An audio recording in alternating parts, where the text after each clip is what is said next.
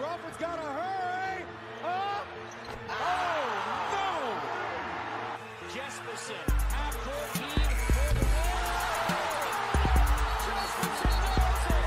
Jameson through for the win. Gone. He did it. Bryce Drew did it.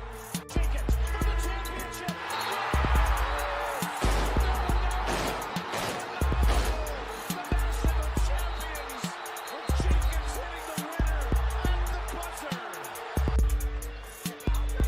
There's the pass to Leitner.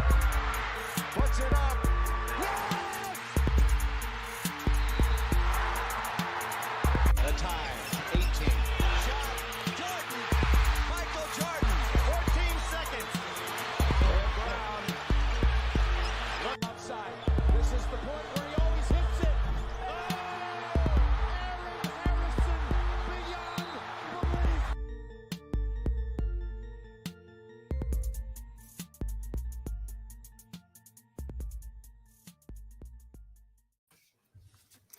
What's going on, everybody? Welcome to another episode of At Large Bid. This week, of course, is a huge week in college basketball as we have our Final Four set. And we're going to be talking all things Final Four, let you guys know what our thoughts of over the weekend with the Sweet 16 and Elite 8 were. And then later this week, we will have our Final Four previews.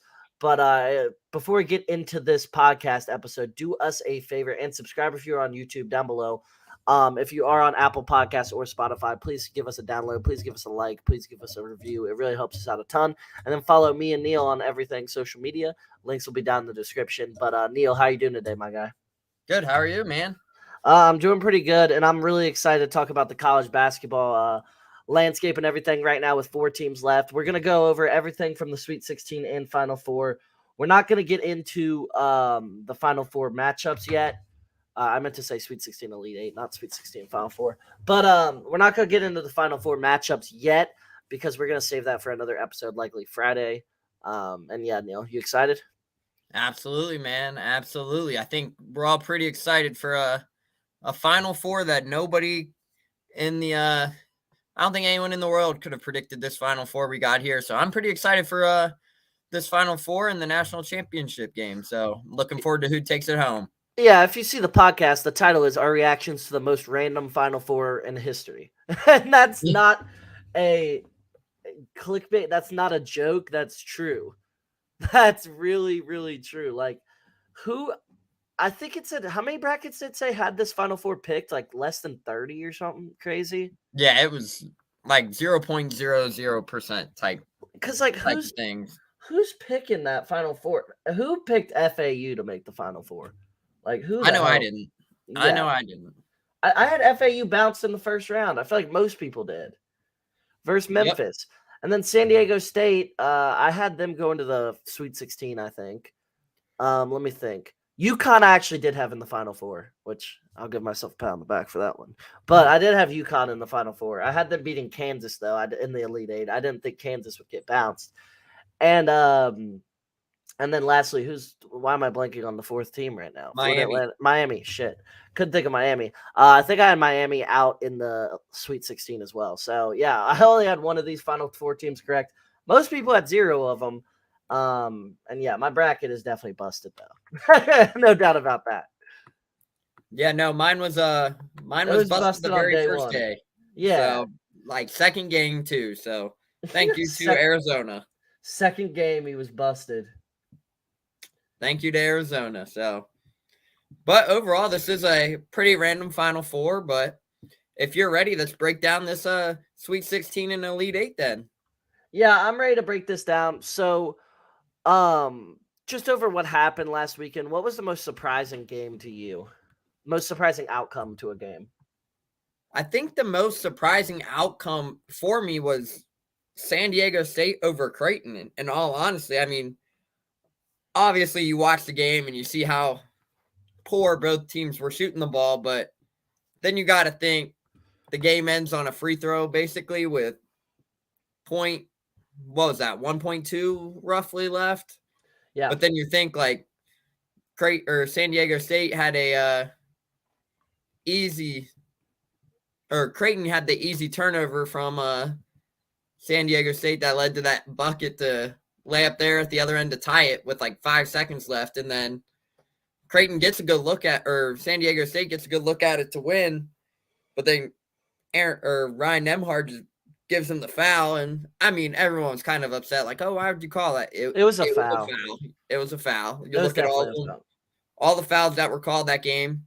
That left hand definitely kind of grabbed him there on the hip. It was a good call. It's just not the way you want that game to end. Yeah, so. just an unfortunate timing of the foul. Just unfortunate However, timing. I still think there was like 0.3 seconds there left on the end. You could have maybe got a tip in, but they went ahead and ruled it and just said game over. So I think that was the most surprising one for me, because we've seen this Creighton team really start to turn it on. I thought if they could get another 30-point performance from Nembhard, he would kind of turn the page, start playing really well. But I was not expecting a 57-56 game versus San Diego State in the Elite Eight.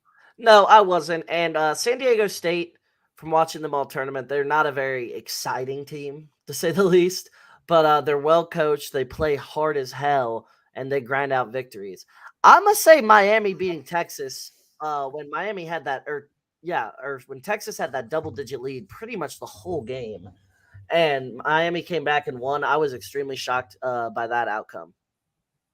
Yeah, no, Miami's been a team that's been dangerous all season long. We've talked about that on this podcast, but I think they all just had to kind of find their rhythm there and get their guards going, and that's what happened. But usually them Big 12 teams, when they have a nice comfortable lead like that, like they're hard to come back from, and Miami did just that versus Texas and got it done, and now they're going on to take on UConn, who's arguably the favorite to win it out of this I feel group. like I'm pretty sure, like, in Vegas, they're like easily the favorites right now. And I mean, let's be honest, like UConn's playing their best ball of the season right now too. So I'd be kind of scared if I was Miami to go into that UConn team. Yeah, and we definitely said that UConn was the only team in the Big East we thought that had a chance to actually win the title. Because we said Marquette and Xavier were a little bit, not fraudulent, because we thought they'd win a couple games, but we didn't think they were going all the way by any means. So UConn being there really doesn't surprise me. I mean, I had him in the Final Four. I had him losing here. But, I mean, I had him in the Final Four, so it really didn't surprise me much. Yeah, and then you mentioned Texas. They turn around and just get the job done versus Xavier. Obviously, a huge first half. They're up as much as, I believe, 15 there in the first half, if I remember right, versus Xavier. They got off to like an 11-3 lead early.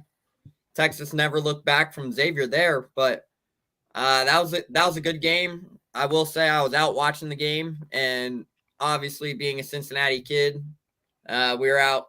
Obviously, I go to Cincinnati. I went to Cincinnati. I covered Cincinnati. Made the wrong decision of wearing UC gear out with some boys that night, because I ended up at a bar that I had no idea was a Xavier watch party. So I was about outnumbered. But were you getting shit on? Absolutely, all night. All night. But I will say, Xavier fans thought every foul was a flagrant foul, so I thought that was pretty funny. But overall, Xavier played really well there to get to the but they laid Sweet an egg. 16. But Texas just overall manhandled them. So I thought that Texas team, I mean, I think if Xavier really finds their groove there in the first half, but there was a lot of people out that night that were not happy with the play of Souley Boum, but Xavier wouldn't have been in that position without Souley Boum. So for those listening, yep, you would not be in that position without. Yeah, I don't understand when fan bases do that. When your best player has a bad game in the biggest game, okay, yeah, like it's a little disappointing, but like you would have never been there at all. Xavier, you probably wouldn't have been in the tournament, arguably, without Souley Boum. So it's just tough to do that. Yep, but I definitely think if Xavier got that momentum going earlier, I think they could have had a nice shot there, but they gave up 50 in the first half, and then you let them come down and just hit a half court right at the buzzer just for him to hit the Conor McGregor strut walking off there at halftime. I mean, it was pretty funny. It was a good shot, but that was the icing on the cake, I think, there. Like, Xavier just kind of couldn't rebound from there because Texas was getting anything they wanted there in the first half. So, I mean, you put a 50 ball up in the first half, it's going to be hard to win games. So, Facts. It was just a little bit shocking, I would say, with Xavier's kind of I just the fact that they got killed, like we both predicted that Texas would be the more physical team, and that's why we thought Xavier would win, or Texas would win. However, I don't think either of us thought Xavier just would be getting outplayed finesse-wise, too. And that's kind of what shocked me. Xavier just didn't – they looked out of sorts the whole night. And it's a tough way, but you had a great season. Put Xavier basketball back on the map a little bit, and they'll definitely be back for years to come with Sean Miller. I don't really see them being a bad team with Sean Miller, honestly. That's one of the best coaches in the game. Yeah.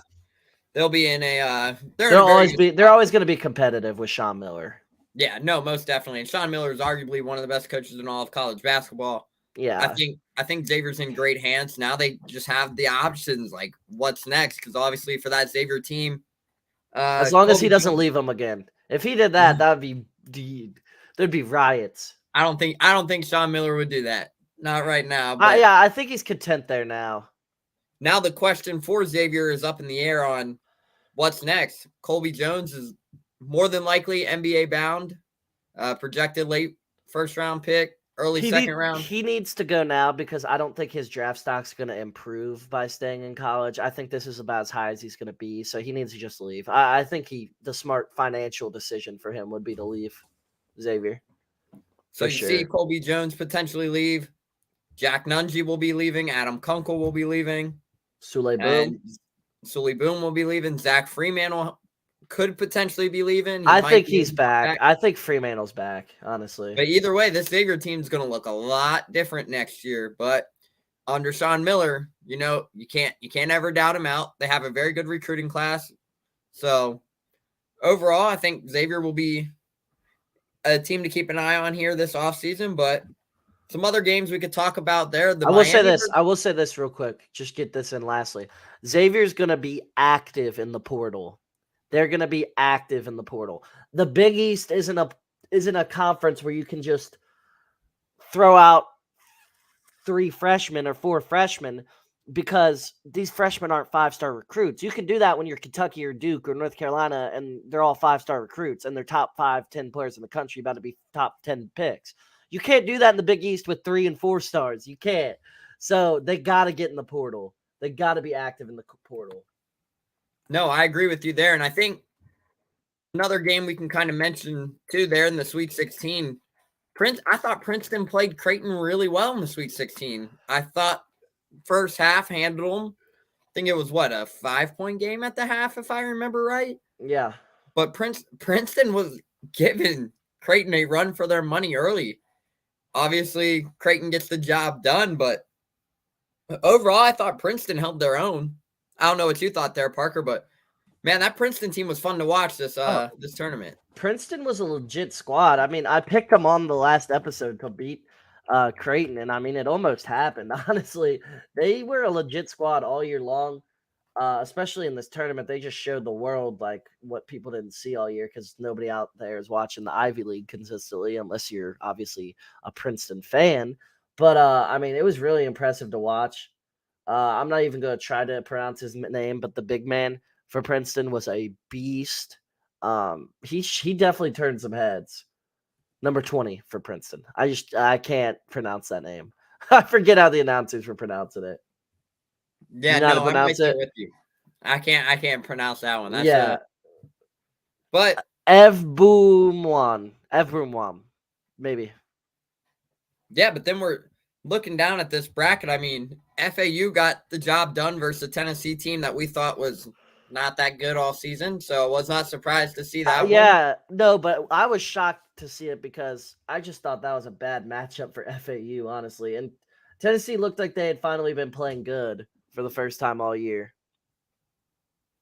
Yeah, Tennessee was kind of a fraudulent team this season. We saw it at plenty of times, but I know I was talking to my guys, JT and Anthony Patterson. We were watching, I believe it might have been that FAU game, honestly. I think it was that FAU game because I believe I ended up falling asleep early. I don't think I made it because I think I worked early that next morning. So I think I crashed during the middle of it. Right before I went to bed, I said, Tennessee's 46 points versus Auburn still haunted me. That was my text in the text chain on Twitter. I was like, it still haunts me. And then I woke up the next morning and FAU got it done. And I was like, That's Not a good wrong though, one. Neil. It still haunts me a little bit too. That's just like a rough team to bet on after what happened in that game. And losing to Kentucky by 20 both times, damn near. Like they ended up making it closer, but they were down 20 multiple like both times versus Kentucky. It was kind of like a down Kentucky team too. So it was just very sketchy, this Tennessee team this season. Yeah, Um I think the best game of the weekend, though, of the Sweet 16 we and didn't the even talk about I'm going to no get into one it. The seeds after the Kansas, Sweet 16. the Kansas State, Michigan State game. Marcus Noel, a new NCAA tournament record, 19 assists. 19 assists. 14 of those in the first half.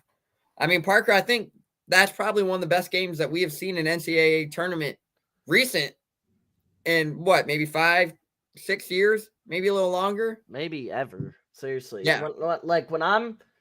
When I like was watching this performance, the only thing I could even think of was like Carson Edwards' tournament run. Like his games he was putting up, like you remember when he was putting up 30 plus, 35 plus every Mhm. night. I think that was what year? That was 2019 tournament. Yeah, I think Um 2018, 2019. before Purdue was fraudulent, when they were the underdogs and Carson Edwards was leading them. Um it was really amazing to see 19 assists is crazy.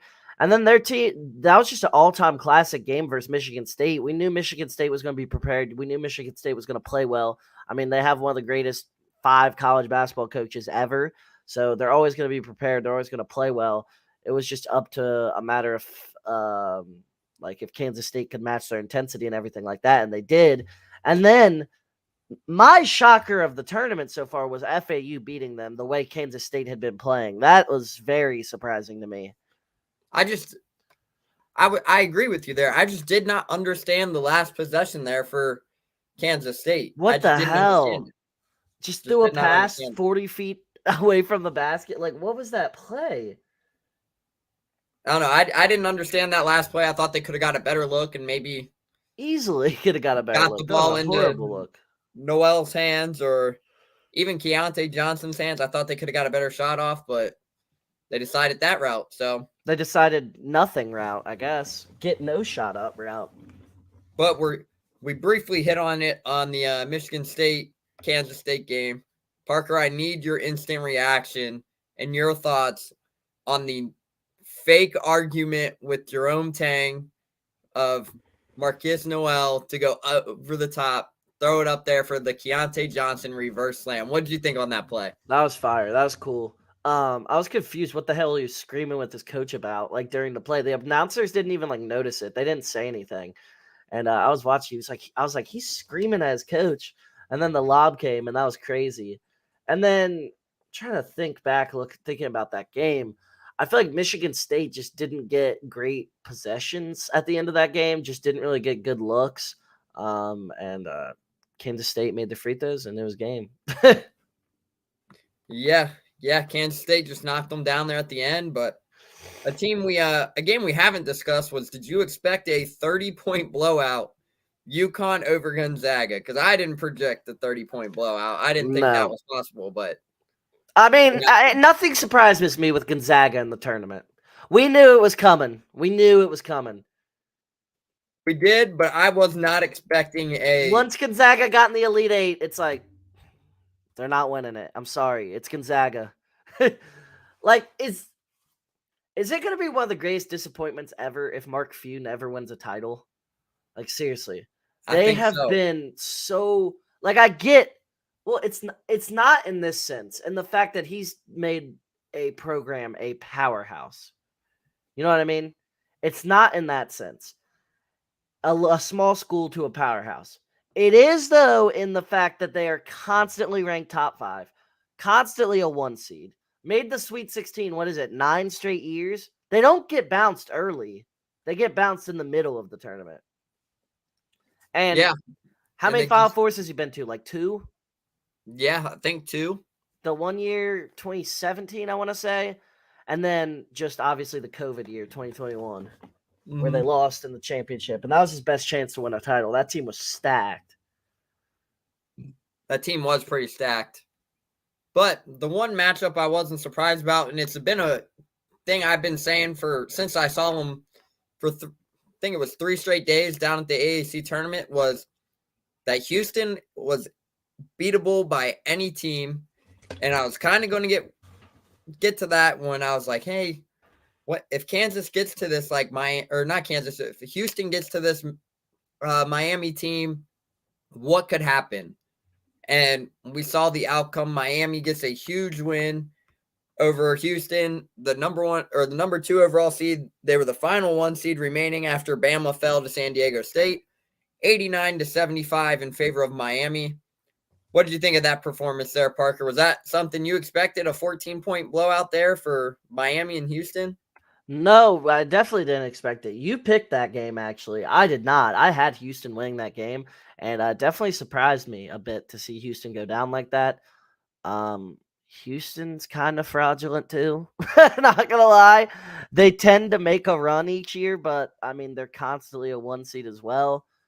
And they had all the veteran experience all in the the world. veteran experience, and then Then a you bring in a superstar talent like freshman and Jace Walker, and it's hard to explain a loss like that. I thought Houston this could have been their year. I wouldn't have been shocked, but clearly it Houston's a wasn't. team that does not go deep into their bench either. Yeah, no, they don't go deep into the bench at all. And that's I mean, probably what got them here. outside of Houston fans, who the hell can name bench players on Houston? Like, seriously, those guys don't really play much. If you're not a Houston fan or an AAC avid fan like you watching lots of that conference, I mean, you don't know many Houston bench players at all, really. Yeah, Kelvin Sampson and his staff went about 8 deep all season for the most part, unless they And then got it gets even shorter. Gets even shorter when the tournament comes around. Yep, unless they got into a blowout win, that's when they saw the walk-ons and whatnot go in. But I was not surprised by that Miami team to do it, and it happened. So I'm glad to say I predicted that game right. But overall, I thought personally this was a really fun Sweet 16 and Elite 8 matchups this weekend. I did too. I thought there were a lot of good matchups this weekend. Nothing really was too damn upset about because I don't really have a rooting dog in this tournament. I think it would be really cool if anybody but UConn wins. I'm not rooting against UConn by any means, but I think it would be a cooler story if anybody else wins. But also, it could be a cool story if UConn wins because UConn kind of submits themselves as a damn blue blood. That's 4 titles. Yeah. That's 4 titles for UConn, 3 in the last decade. Yeah, you are right, but for me personally, I'm gonna rock this underdog story. FAU had never made it to the NCAA tournament before this year. They make it to the NCAA tournament. They get their first win. They get the round of 32. They make their first Sweet 16 in program history. Then their first Elite 8. Now their first Final Four. This is a team that's on average playing in front of 2,900 fans, if I saw it right. The home of the Final Four in San Antonio holds 79,000. No, it's impressive. It's really impressive. And I'm shocking. very curious to see how they come out and handle it.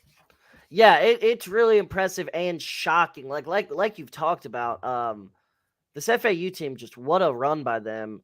I don't think anybody really saw this coming. People might have, had them winning a game, winning 2 games, something like that. But I don't think anybody could say, they were like, oh, yeah, FAU's winning it all this year. And that's a real possibility with just 1 week left until we see a winner. It's a real possibility, and it definitely could happen. Yeah, no, it most definitely could. And I mean, if it does happen, just talk about a great story. So overall, I'm very excited for this Final Four come this weekend. So this has to be. We got to end with this because we're not gonna have as long an episode, obviously, because we'll go deeper into the talk about the Final Four and stuff next episode. But we got to end talking a little bit about just how random of a Final Four this is. You got mid-major San Diego State. Mountain West is they're mid-major, I'd say still though. They're still mid-major. You got Mountain West, but Mountain West tends to have a few teams in the tournament every year, is what I was trying to say by that. You got definitely Midwest Conference USA, FAU. You got UConn, who's going on trying to cement themselves as one of those top programs in the country, really start competing with Duke, North Carolina, Villanova, all those schools, Kentucky, because they're constantly winning, and it's really impressive right now. And then lastly, you got Miami, who's never won a title in school history, never been to the Final Four in school history, but you got a hell of a coach for Miami, and you definitely have a good shot to win it all with this current team you got at Miami, and it's a really impressive squad. Yeah, and what's really impressive about this whole like Sweet 16 Elite 8 matchup was look at that Kansas State team a year ago. Nigel Pack, leading scorer for the Wildcats, transferred to Miami. And I mean, look at that. Kansas State was playing in the Elite 8. Miami's now in the Final Four, so I mean, Nigel Pack effect. It kind of makes you wonder, like, what could that team have been like with Nigel Pack, Marquise Noel, Keontae Johnson, and then this Miami team now, you have Isaiah Wong, Nigel Pack. Like, it's kind of fun. Like, it's kind of fun to watch it. So, I mean, it is fun. You got just like a football school, cementing themselves in the NCAA tournament here. A football school that's been down for a while now, and they haven't had anything to cheer about with their football program. And now look at you. You're dominating the college basketball scene. They had that one year that was super fun at Miami, if you remember. The Shane Larkin era at Miami. When Shane Larkin was their 2015. Yeah, that range. Shane Larkin was their star player. I remember that pretty well. That's the last time I remember really Miami being good. And I think it was the last time. And I think at least really good is what I'm trying to say. That was the only time they were really looked at as like title threats or anything like that. And hopefully Jim Larinaga can get a ring. That would be impressive for him. Add to his legacy, add to his Hall of Fame case, everything like that. And it's a really interesting Final Four with a lot of interesting storylines, is what I'd like to say. Like, there's a lot of three of the four are first time winners, correct? And they're all first time being in the Final Four, right? Yep, correct. I think the only team that has made the Final Four out of this group has been UConn. Yeah, and UConn's won 3. Has UConn ever even made the damn Final Four when they didn't win? I feel like every time UConn gets in it, they win. So. UConn's won 3 titles. The rest obviously have 0 combined, 0 Final Fours combined, probably like 2 Sweet 16s combined. And it's just crazy that UConn's in there. San Diego State, like the only thing I can think about them is Kawhi Leonard. That's really all I think about when I think of San Diego State. Yeah, no, I'm right there with you. And then Miami's been so hit or miss. And I mean, the thing is, Parker and I have talked about how weird the ACC has been this season. Usually ACC is the best conference in our recent history. But then we're talking about teams this season within the ACC. Virginia, we were calling them frauds for most of this season. And then UNC didn't have their best of the years. Duke didn't have their best of years. And then you're looking down, Miami had a great year. Pitt had a very good year, in my opinion. Louisville was at the bottom. Like, weren't Louisville, a powerhouse program from the ACC at all. No, I don't think anybody was, Neil. It was very surprising and very shocking, just everything overall that happened in the ACC. And I think everything that's come about is going to lead to a very exciting Final Four, and I can't wait to preview it in next episode. Yeah, me too. I'm really looking forward to previewing this Final Four, and then we'll break down the national championship game for you guys as well. So exactly, make sure you continue to check us out. Exactly. I hope you guys did enjoy this podcast. Me and Neil are out of here, guys. Follow us on everything. Give us a review on all your podcast platforms, and we'll see you guys.